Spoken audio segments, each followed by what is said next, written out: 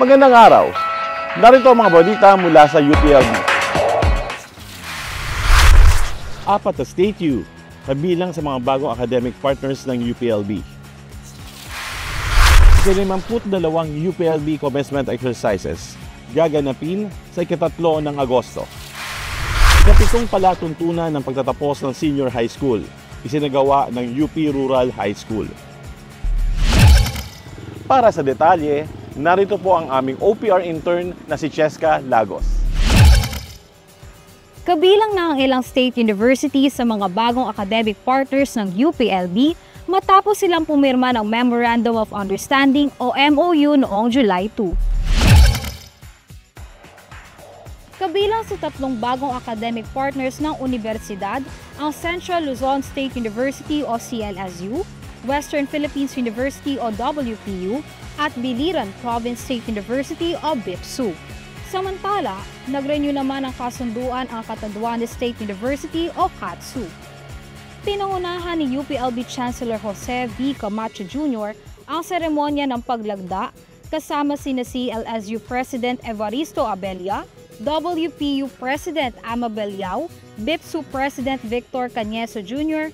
at CATSU President Patrick Alain Azanza. Ang pakikipagtulungan ng UPLB sa mga State U ay bahagi ng pagpapataas nito ng antas ng kalidad ng edukasyon at pananaliksik sa bansa. Sa kasalukuyan, nasa 79 na ang bilang ng academic partners ng UPLB na pumirma ng kasunduan sa pamamagitan ng Office for Institutional Development in Higher Education. Humigit kumulang 2,800 ang magmamarcha sa ika-52 commencement exercises ng UPLB na gaganapin sa Copeland Gymnasium sa August 3.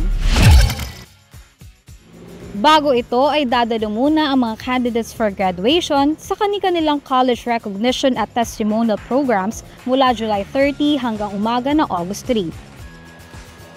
Para sa venue at iba pang detalye, maaaring makipag-ugnayan ang mga magsisipagtapos sa kani-kanilang mga kolehiyo. Ipinagdiwang ng University of the Philippines Rural High School o UPRHS ang kanilang ika-7 palatuntunan ng pagtatapos sa Senior High School noong Biyernes, June 28 sa Charles Fuller Baker Hall.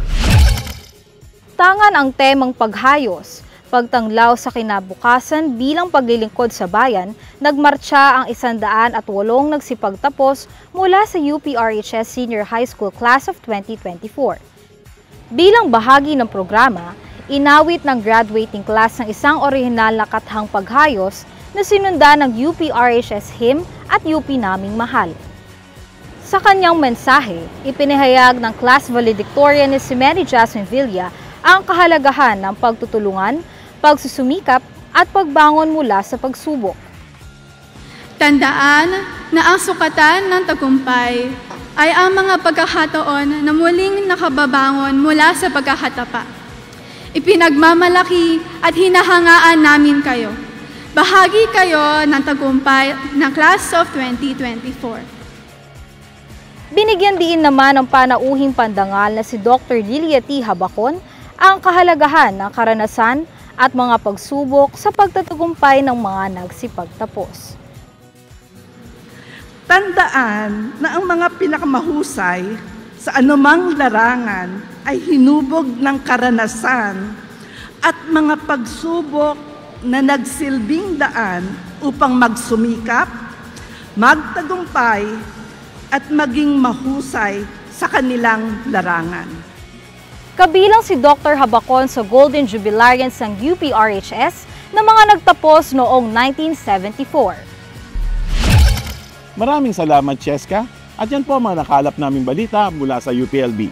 Ako si Cheska Lagos. At ako naman si JP Aquino, nag-uulat para sa UPLB Balita.